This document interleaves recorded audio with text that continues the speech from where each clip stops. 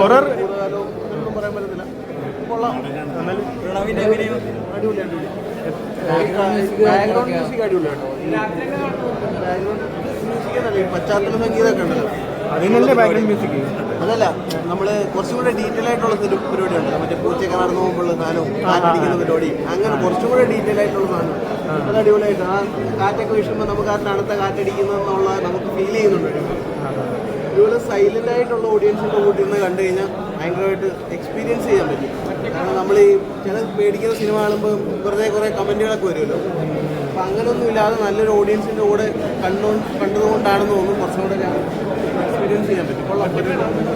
അതെ, തോറ്റേക്കാണ് കൈകടത്തിയിട്ടുണ്ട്. പ്രമേയവും ഭൂതകാലമൊക്കെ കണ്ട് കിട്ടിയവർക്ക് അല്ലെങ്കിൽ ഒരു തിയേറ്റർ എക്സ്പീരിയൻസ് കിട്ടിയവർക്ക് ഉറപ്പായിട്ട് പഠിക്കുന്നുണ്ട്. എസ്പെഷ്യലി സെക്കൻഡ് ഹാഫ് പ്രണവ് തകർത്ത് ആടിയിട്ടുണ്ട്. ഒരു എഡിറ്റിംഗ് ആണെങ്കിലും BGM ആണെങ്കിലും ഡയറക്ഷൻ, ക്യാമറ അസാധ്യമാണ്. പക്ക ത്രില്ലർ ബേസ്ഡ് ഹൊറർ എന്ന് തന്നെ പറയാൻ പറ്റുന്ന ജോണറിൽ പോയേക്കുന്ന ഒരു പടമാണ്.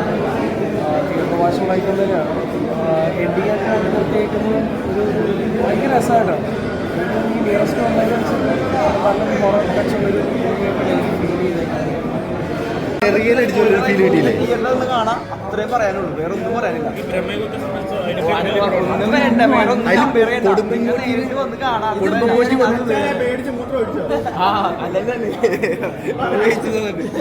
അടിപൊളിയായിരുന്നു.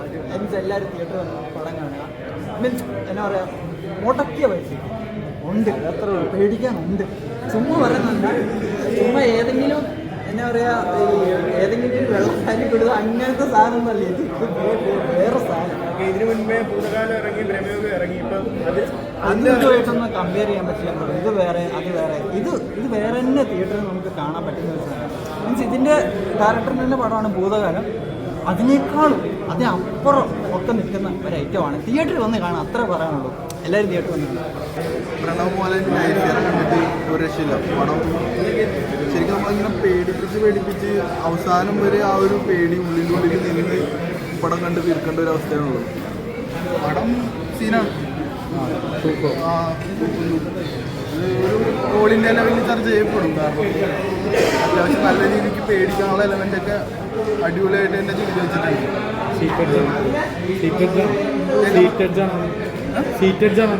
അതെ.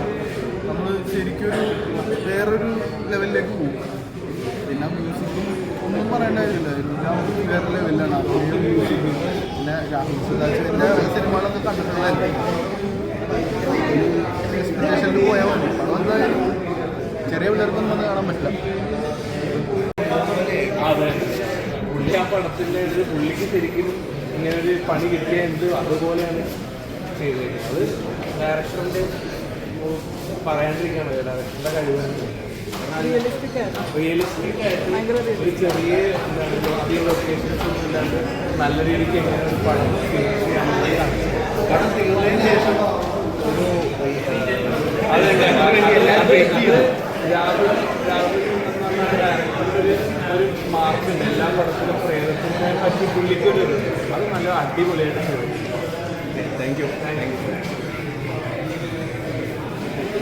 ബിലീവ് ചെയ്യുന്നത് ചില പടങ്ങൾ ആക്ടേഴ്സിന് ബിലീവ് ചെയ്യുന്നത് ഈ പടം നമുക്ക് രണ്ടുപേരെയും വിശ്വസിച്ച് കണ്ടിറങ്ങാൻ പറ്റുന്ന നല്ല കിണ്ണൻ ഹൊറപ്പടം. നമ്മൾ ഹൊറപ്പടങ്ങൾ എന്ന് പറയുമ്പോൾ നമുക്ക് മലയാളികൾക്ക് ഒരുപാട് ഇഷ്ടമുള്ള ത്രില്ലേഴ്സൊക്കെ ഹൊറേഴ്സൊക്കെ ഇഷ്ടപ്പെടുന്നവരാണ്. പക്ഷേ ചില പടങ്ങൾ നമ്മൾ ഒരിക്കലും മിസ് ചെയ്ത് ഒരു തവണ കണ്ടപ്പോൾ നമ്മൾ പിന്നെയും ഓർത്തിരിക്കും. അങ്ങനെ അല്ലെങ്കിൽ അടുത്ത സീൻ നിന്നതായിരിക്കും നമുക്ക് ഓൾറെഡി പ്രഡിക്ഷൻ ഉണ്ട്. അതൊക്കെ ബ്രേക്ക് ചെയ്യുന്നതിന് കിണ്ണനായിട്ട് പ്രണവ് ഈ പറഞ്ഞ പോലെ ഇമ്പ്രൂവ് ചെയ്തിട്ടുണ്ടോ? ഇമ്പ്രൂവ് ചെയ്തിട്ടുണ്ട്. പുള്ളിക്കാരൻ ആസാൻ ആക്ടർ ഗംഭീരമായിട്ട് പെർഫോം ചെയ്തിട്ടുണ്ട്.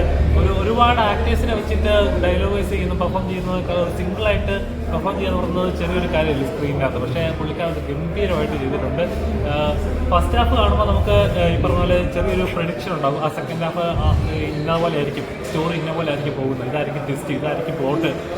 ഒന്നുമല്ല, സെക്കൻഡ് ഹാഫിലോട്ട് കയറുമ്പോൾ വേറെ ലെവൽ. നമ്മളിതുവരെ സ്റ്റോറി കണ്ട രീതിയിൽ വേറെ എൻ്റെ ട്രാക്കാണ്.